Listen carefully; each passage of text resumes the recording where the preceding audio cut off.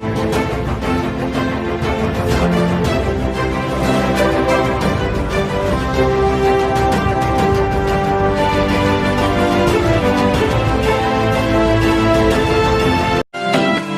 Anda diberkati, jangan lupa like, subscribe, dan tekan belnya.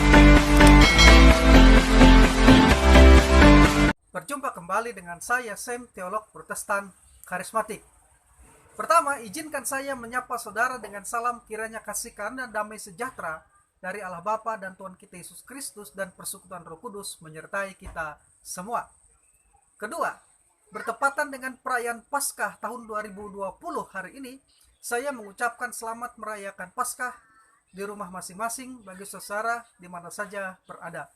Hal ini terkait himbauan pemerintah yang perlu kita taati terkait pemutusan mata rantai penyebaran coronavirus yang sedang melanda Indonesia. Karena itu kita berdoa dan yakin bahwa coronavirus ini akan segera berlalu. Bila kita bekerja sama menaati himbauan pemerintah terkait dengan penanggulangan coronavirus ini, saya percaya dan diharapkan bahwa akhir April atau awal Mei 2020 grafik penyebaran coronavirus ini akan menurun. Baik, pada kesempatan ini saya akan menjawab isu atau pertanyaan viral, yaitu mengenai masihkah Allah berbicara hari ini. Pertama, saya ingin menegaskan kembali bahwa pada umumnya ajaran atau doktrin yang diakui oleh karismatik itu bersifat kompatibel.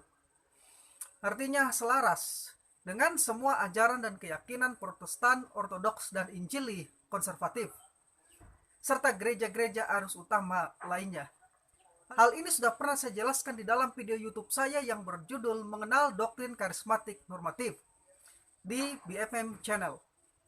Jadi saya menyarankan Anda untuk menonton juga video tersebut. Namun di dalam video itu saya juga menjelaskan ada ciri-ciri dari karismatik yang membedakannya dari gerakan-gerakan lainnya, yaitu penekanan yang khusus terhadap hal-hal seperti 1. Karunia-karunia rohani masih bermanifestasi saat ini. 2. Pujian penyembahan dalam ibadah yang selebratif dan ekspresif. 3. Keyakinan pada manfaat, doa syafaat, dan doa konser. 4. Penekanan pada penginjilan dan misi. 5. Keyakinan bahwa Allah masih berbicara hari ini. Dan 6. Keyakinan akan kuasa rohani bagi kehidupan dan pelayanan. Tentu saja, selain 6 karakteristik tersebut ada lagi ciri-ciri lainnya, tetapi dalam pengamatan saya, 6 hal ini secara umum merupakan representatif dari ajaran dan praktik karismatik. 1 dari 6 poin perbedaan yang menjadi poin khusus dari gerakan karismatik adalah keyakinan bahwa Allah masih berbicara hari ini. Karismatik mengakui bahwa Allah masih berbicara hari ini kepada umatnya, baik secara pribadi maupun persekutuan. Tetapi saat mengakui hal ini, maka karismatik bukanlah bermaksud menggantikan Alkitab dengan pernyataan baru atau wahyu baru. Karismatik yakin bahwa Tuhan tidak hanya menuntun melalui Alkitab, tetapi juga berkomunikasi dan menuntun orang percaya melalui berbagai cara, sama langsungnya dan seringnya seperti pada zaman rasul-rasul. Faktanya, meskipun bukan dalam rangka menciptakan Alkitab baru, sekali lagi bukan dalam rangka menciptakan Alkitab baru, Allah masih berbicara sampai sekarang. God speaking today. Tetapi ketika mengajarkan bahwa Allah masih berbicara saat ini, penganut karismatik tidak pernah menganggap apa yang mereka dengar atau yang didengar oleh orang lain itu sejajar dengan Alkitab yang tertulis. Karismatik mengakui bahwa apa yang Allah bicarakan kepada mereka, sekalipun tidak tertulis di dalam Alkitab, tetapi tidak menyimpang atau bertentangan dengan Alkitab. Perlu saya tegaskan, sebagai seorang karismatik, hingga saat ini saya masih tetap meyakini bahwa pernyataan-pernyataan Allah dengan apa yang disebut sebagai suara Allah di dalam gereja saat ini bukan untuk menambahkan Alkitab baru atau otoritas dari pernyataan tersebut sama atau bahkan melebihi Alkitab. Tidak. Justru pernyataan-pernyataan tersebut menurut karismatik harus diuji sesuai kebenaran Alkitab. Dan sampai hari ini saya tetap memegang keyakinan bahwa setelah Konsili Kartego pada tahun 397 Masehi, kanon Alkitab telah dianggap selesai dan ditutup. Artinya tidak ada lagi penambahan buku pada Alkitab. 66 kitab itu Alkitab sudah final diakui sebagai otoritas tertinggi dan mutlak bagi gereja dan orang percaya dalam hal iman, ajaran, dan praktik. Kita yakin bahwa tidak ada lagi buku-buku yang ditulis setingkat dengan Alkitab aslinya dalam hal pewahyuan dan inspirasi Allah. Namun Allah itu sendiri masih tetap menyatakan dirinya dan berbicara kepada kita sampai saat ini di dalam gereja dan kepada orang percaya melalui berbagai cara, diantaranya melalui Alkitab saat orang membaca Alkitab, melalui khotbah atau pengajaran firman Tuhan, dan karunia nubuat melalui mujizat dan penyembuhan untuk meneguhkan berita Injil. Kedua, penekanan ajaran dan praktik karismatik terhadap hal-hal tertentu seperti karunia-karunia roh, doa syafaat, penginjilan, misi, ibadah selebratif dan ekspresif, serta kuasa rohani telah menyebabkan karismatik dianggap mengabaikan atau meninggalkan doktrin-doktrin Kristen utama seperti kristologi, soteriologi, bibliologi, dan lainnya. Karismatik dituduh menyimpang dari keyakinannya terhadap kepercayaan Kristen tersebut. Ini keliru, tampaknya di sini telah terjadi kesalahpahaman. Seorang profesor memberikan tes kepada murid-muridnya. Ia mengisi sebuah panci dengan batu-batu besar dan bertanya kepada mereka, apakah panci itu penuh? Mereka menjawab, ya, pancinya penuh. Tetapi profesor itu berkata kepada mereka, tidak, pancinya belum penuh. Ia mengambil sekantong kerikil dan menuangkannya ke atas batu-batu besar itu, menggoyangkan panci itu sampai kerikilnya memenuhi lubang-lubang di antara batu-batu besar, dan sekali lagi ia menanyakan, apakah panci itu penuh? Beberapa muridnya menjawab, ya, sekarang pancinya penuh. Tetapi profesor itu berkata kepada mereka, tidak, pancinya belum penuh. Ia mengambil sekantong pasir halus dan menuangkannya ke atas batu-batu besar dan kerikil, kemudian menggoyangkan panci itu sampai pasirnya memadati panci. Sekali lagi ia bertanya kepada mereka, apakah akhirnya panci ini penuh? Sekali lagi sebagian murid menjawab, ya, sekarang pancinya benar-benar penuh. Dengan tersenyum profesor itu berkata kepada mereka, tidak, pancinya belum penuh. Profesor itu kemudian mengambil sebotol air dan menuangkannya sampai isi panci itu terendam, bahkan sampai airnya meluap keluar. Lalu ia berkata, apakah sekarang panci ini penuh? Setelah sekian banyak jawaban yang salah, murid-muridnya berkata, tidak tahu. Tolong beritahu kepada kami. Profesor itu berkata, sekarang pancinya benar-benar penuh. Profesor itu berkata lagi, pelajaran apa yang dapat kita petik dari tes ini? Seorang murid mengangkat tangannya menjawab, kita tidak pernah benar-benar mengetahui kapan panci itu penuh. Profesor berkata, itu jawaban yang pintar. Tetapi bukan itu pelajarannya. Profesor melanjutkan, pelajaran utama yang dapat kita petik dari tes ini adalah kita harus menaruh batu-batu besar itu lebih dahulu, kemudian baru kerikil, pasir, dan air. Karena jika urutannya dibalik, batu-batu besar itu tidak akan muat dalam panci itu. Demikian juga halnya dengan doktrin-doktrin agung dari firman Tuhan yang kekal, seperti Trinitas, kematian dan kebangkitan, surga dan neraka, kelahiran Kristus dari seorang perawan, keilahian dan kemanusiaan Kristus, kehidupan, penyaliban dan kematian Kristus bagi penebusan dosa kita, kebangkitan dan kenaikan Kristus, kedatangannya kembali sebagai Raja atas segala raja, anugerah dan keselamatan oleh iman, dan doktrin-doktrin agung lainnya. Semua kebenaran yang agung dan kekal tersebut harus kita masukkan ke dalam panci kita terlebih dahulu.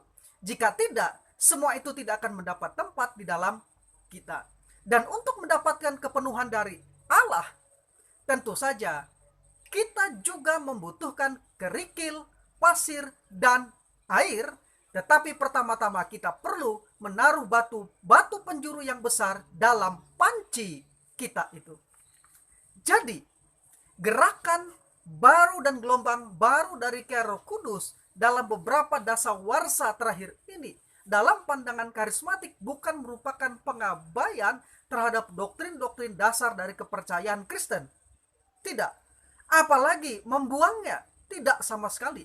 Tetapi yang dilakukan oleh karismatik adalah bergerak dan melangkah maju memenuhi firman Tuhan yang mengatakan dalam Ibrani 6 ayat 1-12, sebab itu marilah kita tinggalkan asas-asas pertama dari ajaran tentang Kristus dan beralih kepada perkembangannya yang penuh.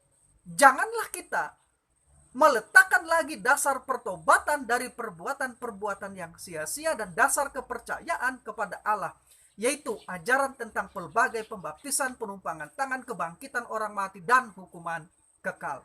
Dasar-dasar kepercayaan Kristen doktrinal itu penting dan harus, sekali lagi, dasar-dasar kepercayaan Kristen itu penting dan harus diletakkan di awal kehidupan Kristen yang di atasnya kita berdiri dengan kokoh.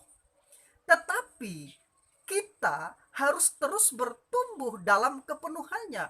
Sebab jika tidak, maka bagi kita dapat dikatakan ditinjau dari sudut waktu. Sudah seharusnya menjadi pengajar, kamu masih perlu lagi diajar asas-asas pokok dari pernyataan Allah. Dan kamu masih memerlukan susu, bukan makanan keras. Sebab barang siapa masih memerlukan susu, ia tidak memahami ajaran tentang kebenaran. Sebab ia adalah anak kecil. Tetapi makanan keras adalah untuk orang-orang dewasa, yang karena mempunyai panca indera yang terlatih untuk membedakan yang baik daripada yang jahat. Kata Rasul Paulus dalam Ibrani 5 ayat 12-14. 3.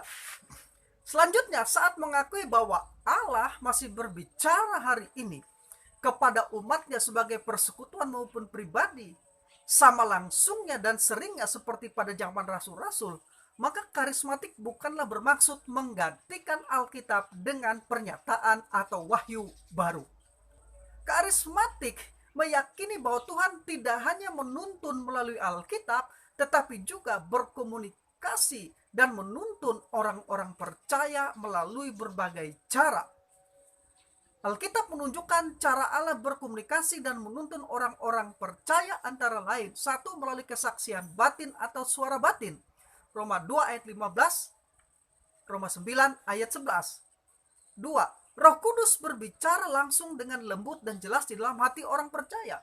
Kisah para Rasul 10 ayat 19-23, Kisah Rasul 13 ayat 1-3. 3. Melalui penglihatan atau visi, mimpi pada waktu tidur dan atau melalui perkataan nubuat. Kisah para Rasul 2 ayat 17. 4. Melalui karunia pengetahuan dan karunia hikmat. 1 Korintus 12 ayat yang ke-6-12.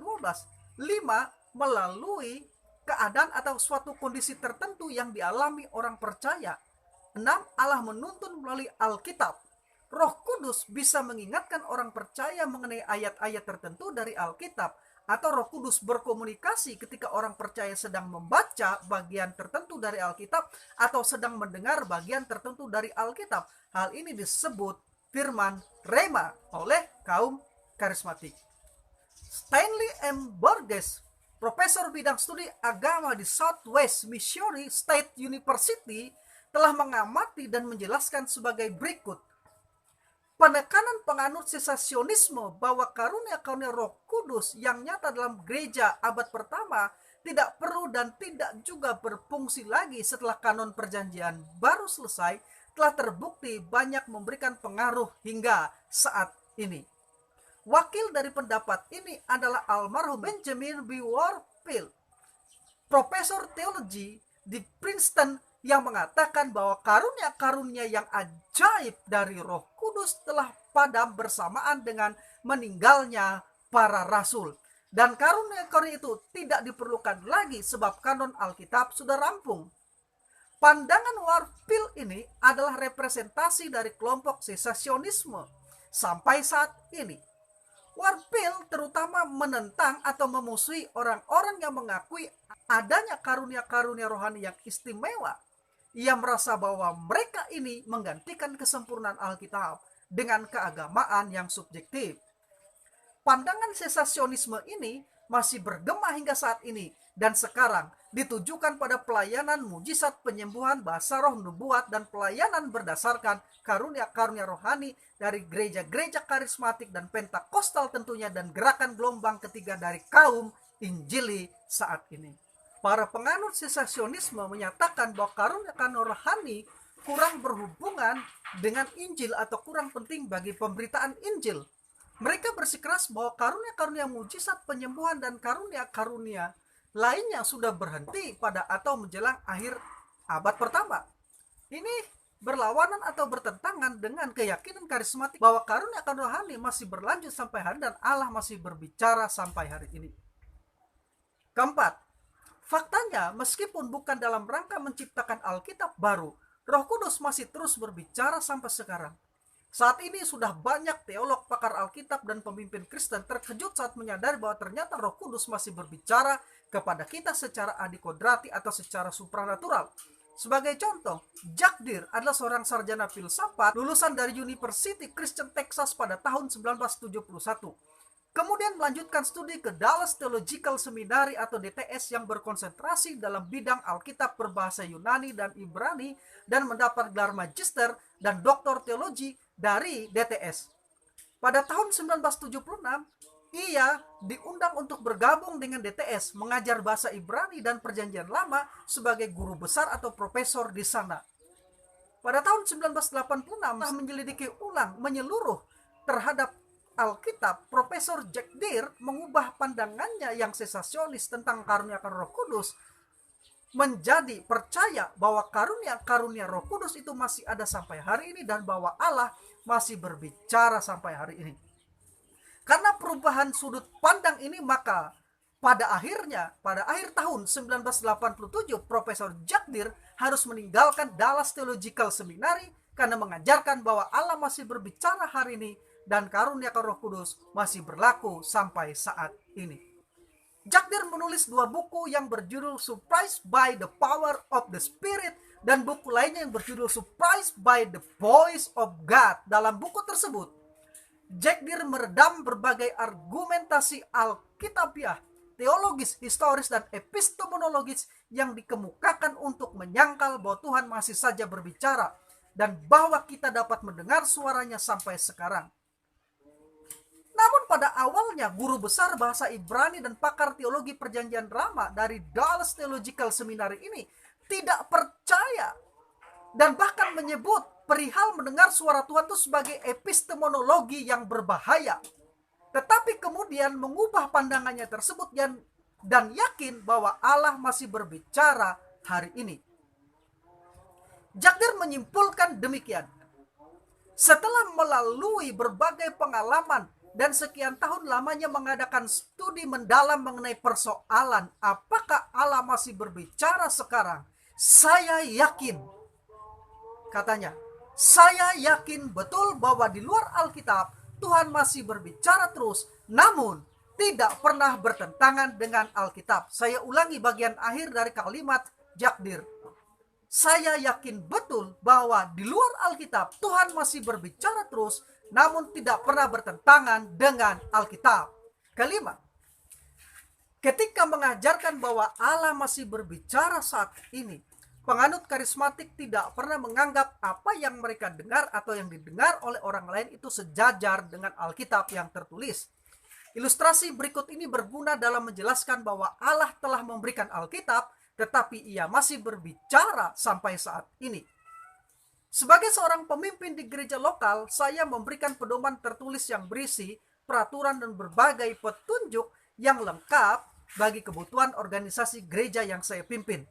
Buku pedoman tersebut cukup jelas dan lengkap dalam mengatur segala sesuatunya yang berkaitan dengan setiap aspek dari organisasi, mulai dari pengaturan staf, struktur organisasi, tugas dan fungsi, pelaksanaan pekerjaan, pelayanan, penggajian, dan lain-lain sebagainya.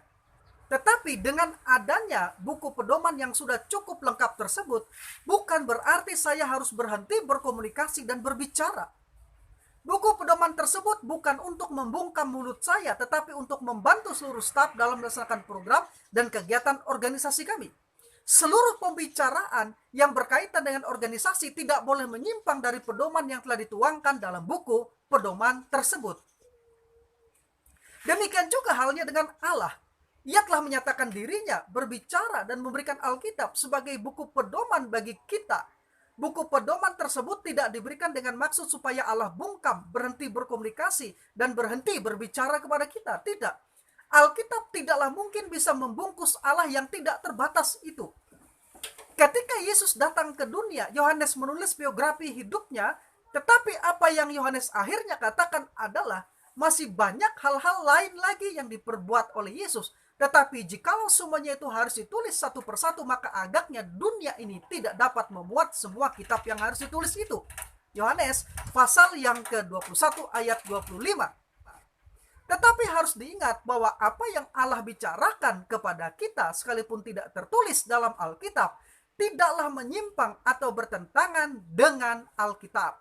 Setiap pembicaraan, pernyataan, atau pengalaman rohani, sekali lagi, setiap pembicaraan, pernyataan, atau pengalaman rohani yang bertentangan dengan Alkitab, maka pastilah bukan dari Allah.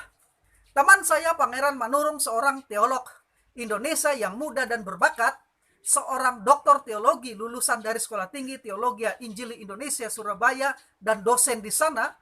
Meskipun bukan seorang karismatik, tetapi ia mengakui bahwa Allah masih berbicara sampai hari ini. Berikut ini cuplikan penjelasannya. Apakah Tuhan masih berbicara kepada kita hingga saat ini? Ini prinsip. Kalau Anda mengatakan bahwa Tuhan sudah tidak berbicara, repot sekali. Saya berpendapat bahwa Tuhan tetap masih berbicara kepada kita hingga sekarang. Tapi suara-suara Tuhan atau perintah-perintah Tuhan kepada kita semua sudah dikonfirmasi melalui kebenaran firman Tuhan. Maka ada yang disebut suara Tuhan yang sudah bersifat final. Apa itu? Alkitab. Tapi yang kedua, karena Tuhan tetap berkarya, Tuhan memanggil seseorang, Tuhan berkarya kepada kehidupan seseorang secara berbeda-beda. Maka ada namanya suara Tuhan secara progresif. Progresif maksudnya Tuhan bisa memanggil atau menampakkan diri kepada seseorang dengan cara yang berbeda-beda. Tetapi lihat, suara Tuhan bersifat progresif bukan untuk sebagai tandingan untuk kebenaran firman Tuhan. Jadi bisa saja seseorang, oh tadi malam saya mendengar suara Tuhan. Bisa. Tapi lihat, suara Tuhan bersifat progresif harus diuji oleh suara Tuhan yang sudah bersifat final. Misalnya kalau saya berkata, Tuhan menyuruh saya untuk berdoa kepada seseorang. Apakah boleh? Boleh. Karena apa? Tidak melanggar prinsip. Tapi misalnya begini, kalau seumpama saya berkata kepada seseorang, tadi malam saya mendengar suara Tuhan, kamu harus bercerai dengan istrimu. Nah, ini pasti sudah suara Tuhan yang sudah pasti kita tolak. Kenapa? Karena ini sudah bertentangan dengan suara Tuhan yang sudah bersifat final. Maka suara Tuhan yang bersifat progresif itu tadi bisa perorangan, bisa dengan cara yang sangat berbeda, tak terbatas, harus diuji oleh suara Tuhan yang sudah final.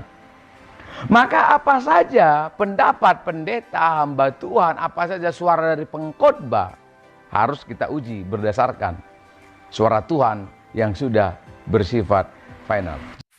Kita baru saja menyaksikan cuplikan penjelasan dari teman saya, Pangeran Manurung, bahwa Allah masih berbicara hari ini, di mana menurutnya suara Allah yang bersifat progresif itu harus dikonfirmasi oleh suara Allah yang final, yaitu Alkitab.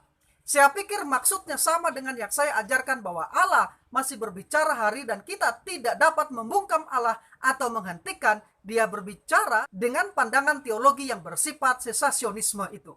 Video YouTube lengkapnya dapat ditonton di channel Bible Culture Study atau BCS di bawah judul Pendeta Menghardik Virus Corona PS Minyak Urap. Akhirnya, saya percaya bahwa Allah masih berbicara hari ini dan bahwa karunia-karunia rohani masih diperlukan oleh gereja saat ini. Karena itu, karunia-karunia rohani itu masih eksis di dalam dan melalui gereja untuk membangun gereja dan meneguhkan pemberitaan Injil. Paling sedikit ada 2 bukti perjanjian baru yang mendukung hal ini, yaitu 1. Nabi Yoel menubuatkan demikian. Kemudian daripada itu akan terjadi bahwa aku akan mencurahkan rohku ke atas semua manusia, maka anak-anakmu laki-laki dan perempuan akan bernubuat, orang-orangmu yang tua akan mendapat mimpi, teruna-terunamu akan mendapat penglihatan-penglihatan. Yoel 2 ayat 28. Nubuat Yoel tersebut diteguhkan oleh Petrus pada hari Pentakosta saat ia mengatakan, tetapi itulah yang difirmankan Allah dengan perantara Nabi Yoel, akan terjadi pada hari-hari terakhir. Demikianlah firman Allah bahwa aku akan mencurahkan rohku ke atas semua manusia, maka anak-anakmu laki-laki dan perempuan akan bernubuat, dan teruna-terunamu akan mendapatkan penglihatan-penglihatan, dan orang-orangmu yang tua akan mendapatkan mimpi. Juga ke atas hamba-hambaku laki-laki dan perempuan akan kucurahkan rohku pada hari-hari itu, dan mereka akan bernubuat. Kisah Para Rasul 2 ayat 16-18. Prase hari-hari terakhir dalam Kisah Para Rasul 2 ayat 17 di atas sama dengan yang digunakan dalam 2 Timotius 3 ayat 1. Prase Yunaninya adalah eskatais hemerais, di mana arti dari prase ini meliputi seluruh masa antara kedatangan Kristus yang pertama dan yang kedua. Karena pencurahan Roh Kudus pada hari Pentakosta itu terjadi hanya satu kali dan berlaku hingga Yesus datang kembali, maka karunia-karunia rohani sebagai bagian dari pekerjaan dan pelayanan Roh Kudus juga masih terus ada hingga Kristus datang kembali. 2. Rasul Paulus dalam 1 Korintus 1 ayat 7 mengatakan, demikianlah kamu tidak kekurangan dalam suatu karunia pun sementara kamu menantikan pernyataan Tuhan kita Yesus Kristus. Kata karunia yang digunakan Rasul Paulus dalam ayat ini adalah karisma, menunjuk kepada karunia-karunia rohani sebagai pemberian dari Allah. Menarik untuk memperhatikan bahwa Rasul Paulus menyatakan bahwa jemaat di Korintus tidak akan kekurangan dalam suatu karunia pun, atau dalam prase Yunaninya me husterestai and medeni karismati. Kata Yunani me husterestai atau tidak kekurangan dalam ayat ini ditulis dalam bentuk double negatif yang kuat, yaitu gabungan dari me dan husterestai yang dapat diterjemahkan dengan para prase, tidak mungkin dapat berkekurangan sedikit pun.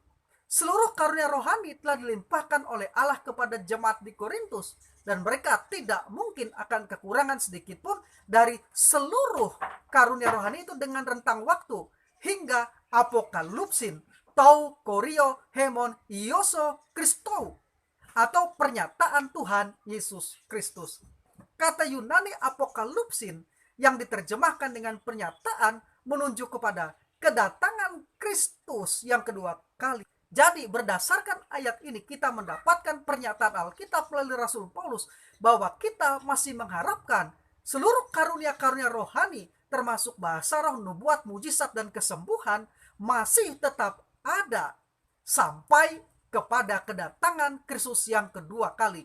Karena pada saat kedatangan Kristus kedua kali itulah semua karunia-karunia rohani itu tidak diperlukan lagi oleh gereja dan orang percaya. Dan karena kerohanian itu saat ini, karena Yesus belum datang, masih diperlukan oleh gereja dan orang-orang percaya bagi pembangunan tubuh Kristus dan bagi pemberitaan Injil. Saya Sam, teolog Protestan karismatik.